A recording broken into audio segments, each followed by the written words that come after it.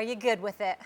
I'm totally good with it. About time. And by the way, his representation, I don't want to hear from them. Shut the hell up. The Players Association, shut the hell up. Here's the reality of the situation. There is nothing that they just said that they could not have said from day one. Nothing. Absolutely, positively nothing. Ezekiel Elliott could have stood before the masses, said this is bogus, this is ridiculous, I'm disgusted, I am innocent, there is nothing that I can do about it because this is not about the court of law, this is about the court of the National Football League where Roger Goodell serves as judge, jury, executioner, and the appellate judge.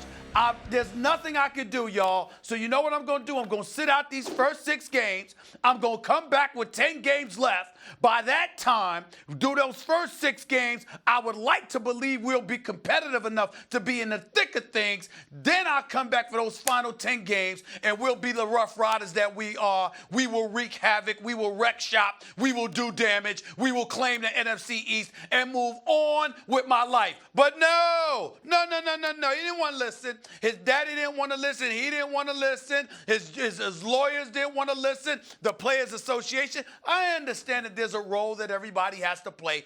I'm just relatively being facetious when I get on them about it just because of their statement. But I do understand their position that if Ezekiel Elliott is determined to fight, they have to represent him. If you're a lawyer, you got to represent him. If you're the Players Association, that's the union, you got to represent him. But in the end, you know that the commissioner's power is ridiculously unfair as it is, as questionable as their judgment is. You knew it was coming down to this because, as I've said many times, Max, when it comes to the world of professional sports in the United States of America, the CBA is the Bible. You handed off those powers to Roger Goodell. You know he has the power, so you knew you were going to serve those games. Better to serve it earlier than late, but the fact that you waited and you fought a futile fight and was egged on by folks, now the Dallas Cowboys season is in grave jeopardy because this man can't come back until Christmas Eve. You can say better late than never, but that's only if they make the playoffs. It was too late. This decision should have been made months ago. Well, we see it the same way in terms of the analysis and come to very different conclusions. You're wrong about that. In my opinion, your opinion, I don't get, like, look, I understand that he's going to lose the fight, right? So you're saying you should have dropped it along, you should have never started the fight. And then you're saying, now, we're both presuming that he's innocent. If you presume guilt, we both agree, forget it. Absolutely. Accept your punishment. Absolutely. You got off easy.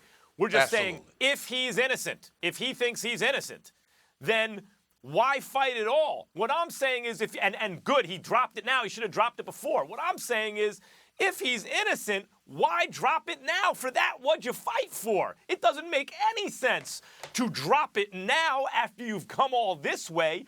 You do it till the bitter end. You will lose. We both knew that. Everyone knows that. He was going to lose. But in fighting until the very end, he is at least, if he's innocent, saying, I'm not just going to take this. Stephen A., there are guys, there are people locked up right now for crimes they didn't admit, who would never admit they did it if they didn't do it.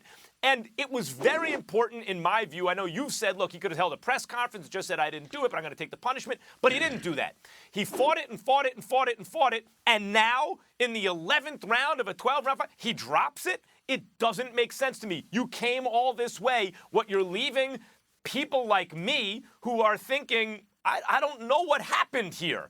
He's fighting it. He seems to really believe that he's innocent here. Now it leaves the impression, it doesn't make it appear he's guilty, but it certainly doesn't make it appear as much as it could that he really believes he didn't do it. Otherwise, why wouldn't he continue to fight it? Why? What does he have to gain from dropping it now that he couldn't have gained from dropping it way back then? So you make a plan to do something, and you don't follow it through. It doesn't make sense. Well, see, this is what annoys me about those who have the opinions that you have, because we're treating the NFL as if they're the equivalent of the court of law. You absolutely fight to the hilt if we're talking about jail time, if we're talking about incarceration, et cetera, et cetera. What you're talking about is fighting the power of the National Football League that you really had nothing to do with. Your Players Association, during a collective bargaining negotiations, not only gave back in excess of $10 billion to the NFL owners and the league, but it also allowed Roger Goodell to have this unfeathered power to do whatever he deems fit.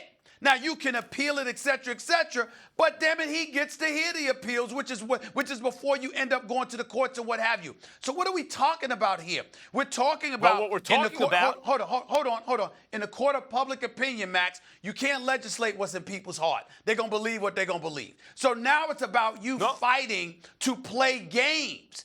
And Roger Goodell ultimately is going to have that say because of the collective bargaining process. So what are you fighting for exactly?